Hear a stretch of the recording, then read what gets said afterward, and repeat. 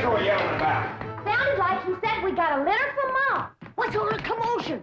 Ellie says Jethro says Pearl sent us a litter. A litter of what? Did you hear what? No, but I bet you it's kittens. Probably kittens. Pearl's always trying to give away kittens. Oh, there y'all are. Where's the kittens, Jethro? What kitten? Didn't your ma send us some kittens? Just a minute. Nope, just a letter. Jethro, how could you think that kittens would... Well, come on, sit down. Let's hear what Pearl's got to say.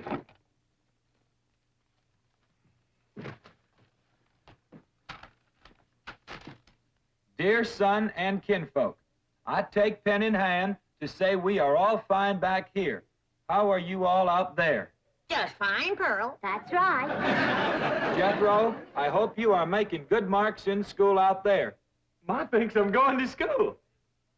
Are you in the 5th grade like you would be here? Doggy, Jethro, I clean forgot about putting you in school. We're going to have to get you started today. Can I go too? Well, now, I think Miss Hathaway's got plans to put you in some girls' school. Can I go too? Jethro, I just said it was a girls' school. That's why I want to go. I like girls. I don't. Let's get finished with the letter. After that, we'll take care of school. Your sister, Jethrine, had a narrow escape. A city dude tried to take advantage of her. What does that mean, Paul? Well, well, Granny will explain that to you later. Tell us more about the city dude, Jethro. His name is Jasper He. Jasper, he. That's a funny name. Oh, there's a dot in there. His name is Jasper. He wears patent leather shoes and spats on them. Don't sound too neat, does he?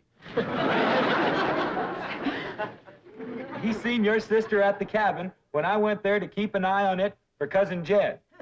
I know what Pearl went there to keep an eye on. Mr. Brewster. Well, now, Granny, Pearl's a widow woman. She got a right to look. I ain't knocking it. I got my eyes open myself. At first, I thought the city dude worked for Mr. Brewster, so I drove back out to the cabin to give him a piece of my mind. I could put a bug in that Mr. Brewster's ear. Look out for feathers. Feathers? The more Pearl has her eye on a man, the more feathers she sticks in her hat. That's right. 3 and 8 came in flowing 2,000 barrels a day. And it looks like the new strike's going to be even better. There's no doubt about it. This is one of the richest pools we've ever hit. Yep, everything from here is good news.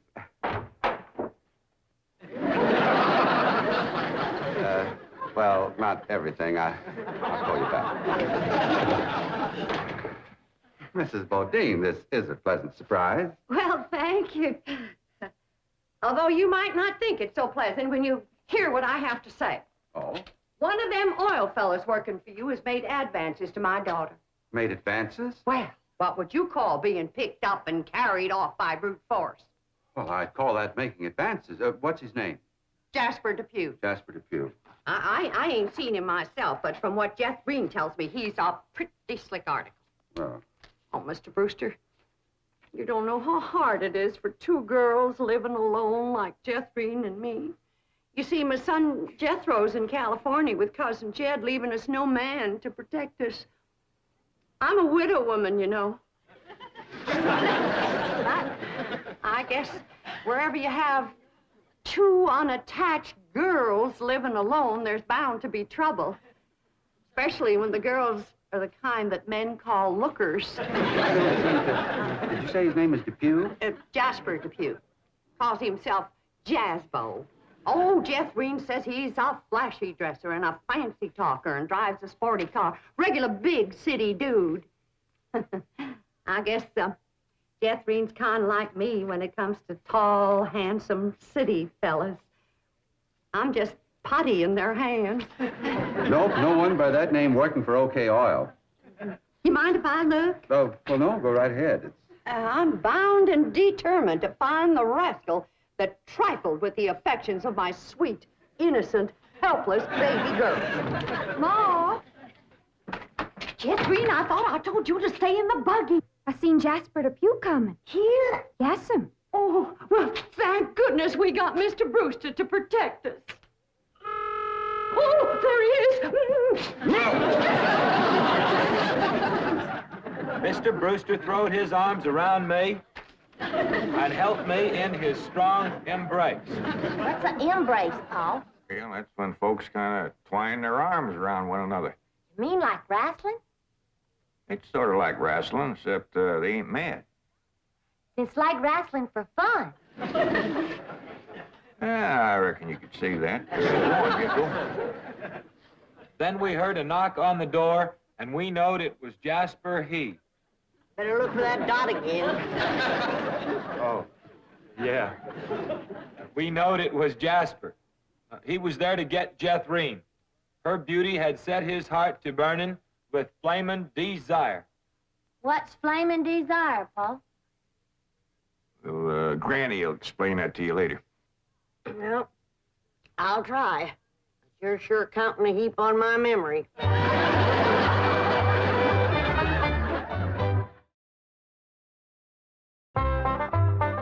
Read on with your Ma's letter there, Jethro. Yeah, it's getting good. One city fella's got his arms around Aunt Pearl, and another's waiting at the door to grab Cousin Jethrine. My only thought was to save my daughter, so I tore loose from Mr. Brewster's embrace.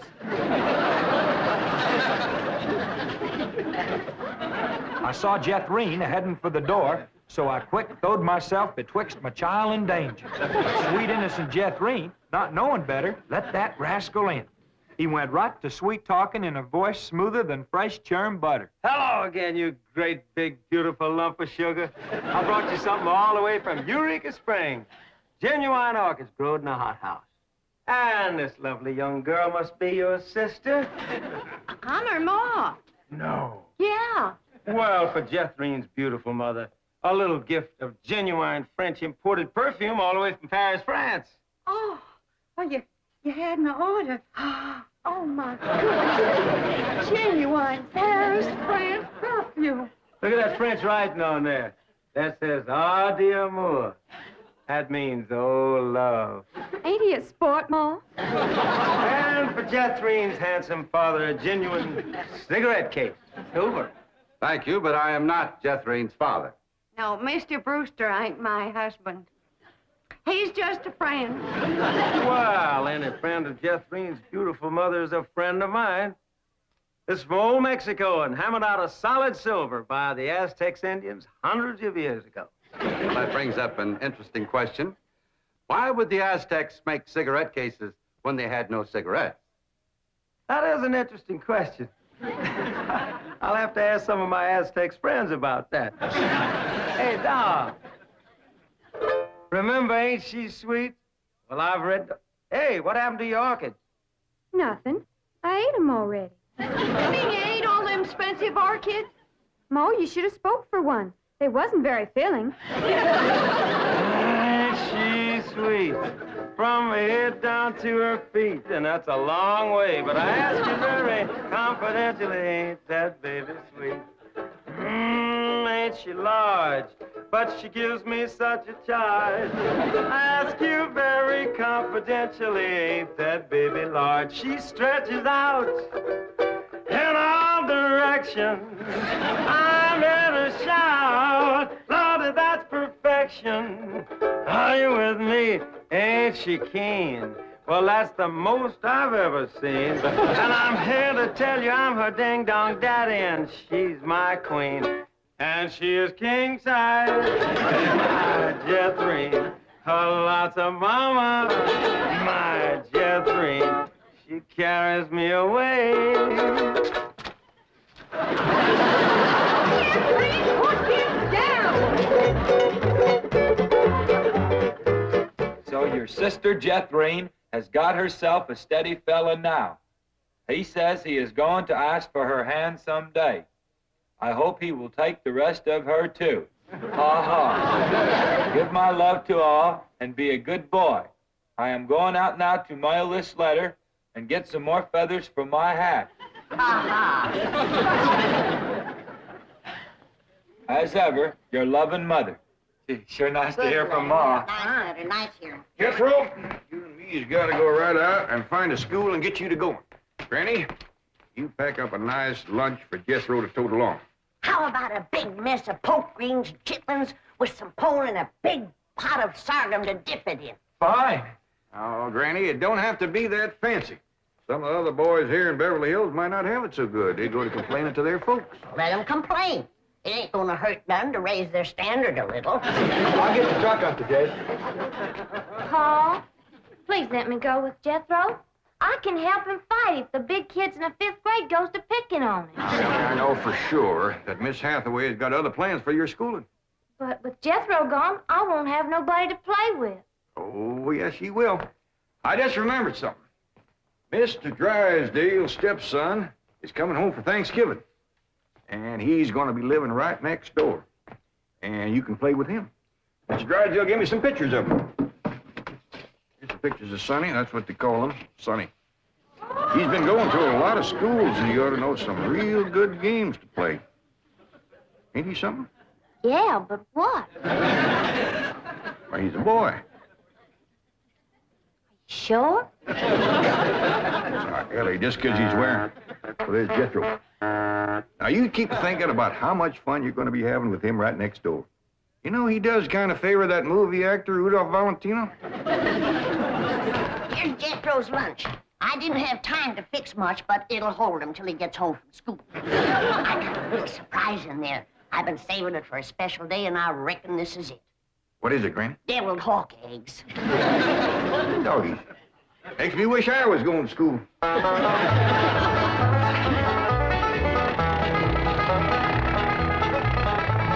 School, all right. Millicent, Schuyler, and Potts. I reckon them 3 is the teachers. 3 teachers. Must be awful big school. I'll say. Well, let's go in there and get you started. There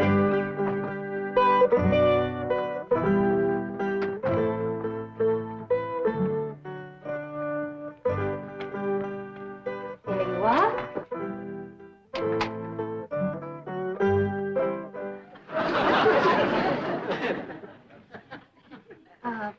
May I help you? Well, reckon maybe you can. Diana, someone has parked a most disreputable-looking vehicle outside my window. These gentlemen. Oh?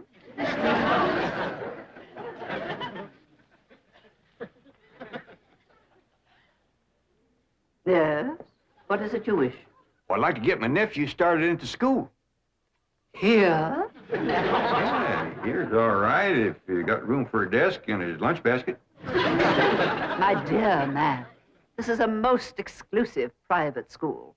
The tuition is quite expensive. Well beyond your means, I'm sure. Does that mean it costs a lot of money? That is precisely what it means. Well, I can pay you if it ain't over $25 million.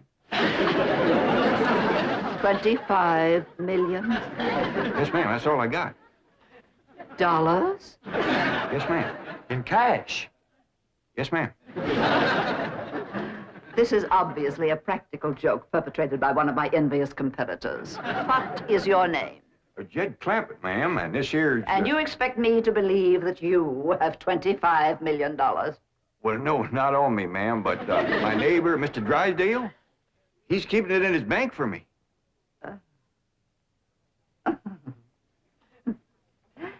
Get me Milburn Drysdale at the Commerce Bank.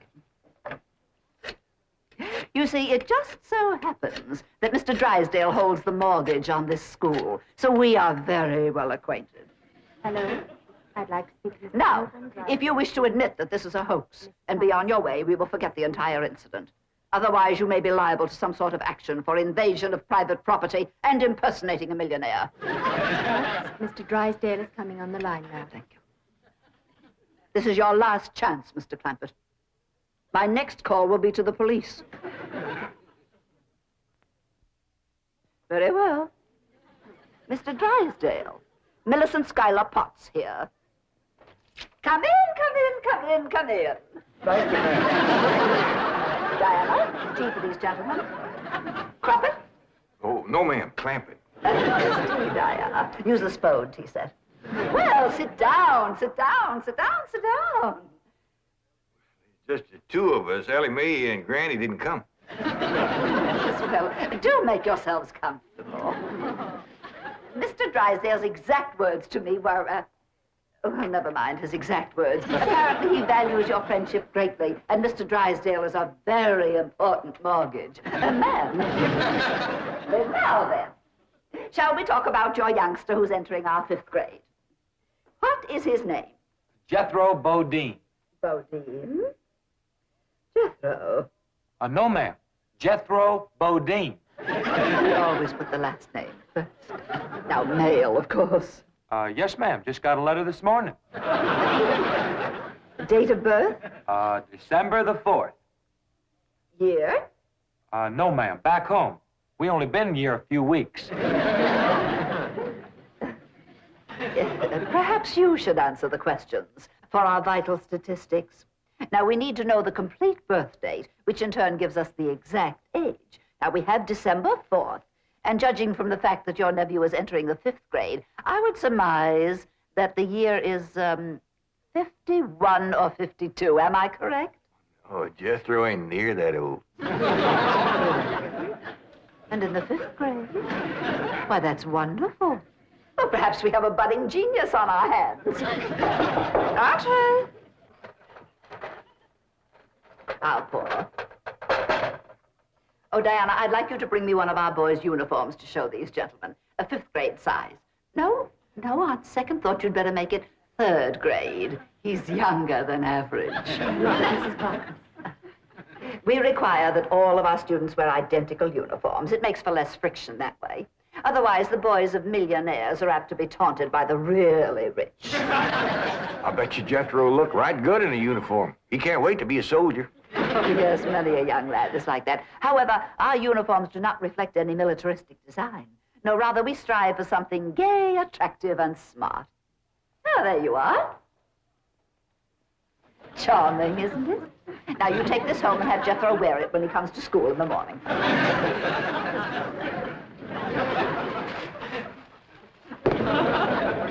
Wear this? I'm afraid Granny will have to make considerable changes in this before it'll fit Jethro.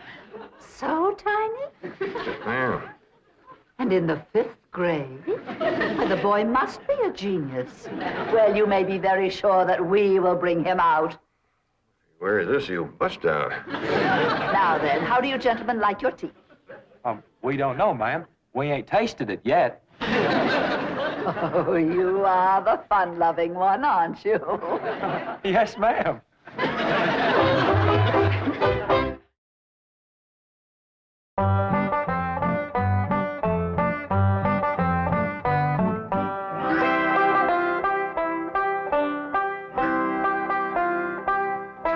Granny, here's Jethro's school clothes. You want me to help let him out? Oh, well, thank you, Ellie, but let's see what has to be done. Maybe they fit him already. That's supposed to be a hat? I reckon so. What's that? Well, Jethro said it stands for POTS. Pots? That's the school he's going to. Pot School. Hell, he'll be learning a good trade. If there's something folks always needs, it's pots. Jethro can make you some dandy new ones once he catches on to it. Who in the Sam Hill is supposed to wear that? Well, Jethro, I reckon. Jethro couldn't have wore that at 3. Paul said it'd take some letting out. Letting out? There ain't enough seams in the whole world to let that out. How's it going, Granny? Are you getting my uniform already? Jethro Bodine? No, Granny. Over to school, it's Bodine Jethro. Ellie Mae, leave the room. You got no shame running around here in your underpants? Granny, these ain't underpants. They swimming trunks. You wrap that towel around you before I cut a switch. But Granny, Miss Hathaway says... I don't care who says what. I'll be glad when your ma gets out here to take you in hand and to make you some school clothes. These things ain't never gonna fit. But Granny, I gotta have these in the morning. It's a rule. All us kids over there's gotta wear these. And that coat, too. Yeah. I sure wish your ma was here with her sewing machine. Pearl's a whiz at making clothes. Now that you're going to be keeping company with Jazzbo Depew, you're going to need some nice clothes. I like the little feller, Ma. I'm glad, Jeffrey. But you got to stop picking him up all the time. He ain't heavy. That ain't the point. It don't look fitting for a girl to run around carrying a fella. All right. I won't pick him up anymore till we get married. Why would you pick him up then? To carry him over the threshold. You ain't supposed to carry him. He's supposed to carry... No, that's ridiculous. I declare, I don't know how I'm going to keep you in clothes the way you're shooting up. I start a new outfit, and by the time I get it stitched together, you've outgrown it. My new shoes is already too tight for my feet. Oh, them feet.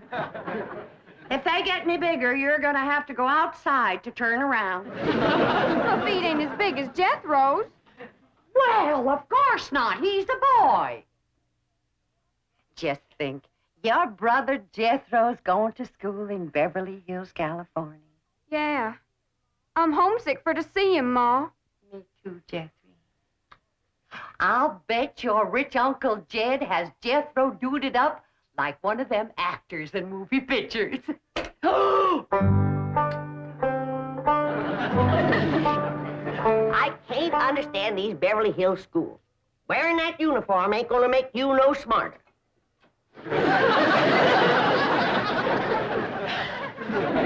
Miss Potts said I had to wear it this morning. She's the boss teacher.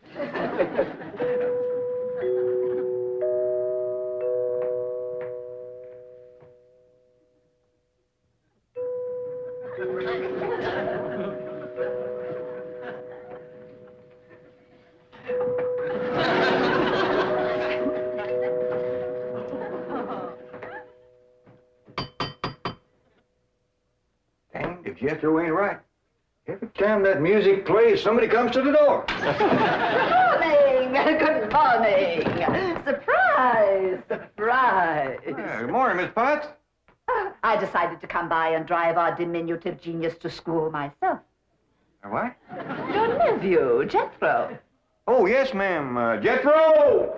Come on down here. You got to ride to school. Well, that's mighty nice of you, ma'am. Oh, tut, tut, tut. I'm going to give the boy my personal special attention. I feel that when one... Well, howdy there, Miss Potts. You come to take me to school? You betcha she is. I want you to be a good boy, make good marks so your ma will be proud of you. This is your nephew? Yes, ma'am. You met him yesterday, remember? Of course, he does look a mite different in his uniform. Granny had a time getting it to fit, but she done it. You are in the 5th grade? Oh, yes, ma'am. Just finished 3 years in the 4th. But I can't. It's impossible. Oh, that ain't nothing. He got through the 1st grade in only 2 years. Under no circumstances can I allow this.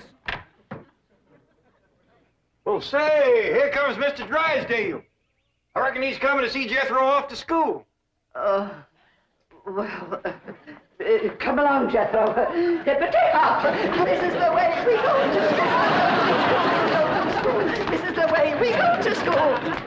Here's Jethro's lunch. Oh, Jethro! You forgot your lunch. Now, Jethro, you share your grits and fat back with Miss Potts today.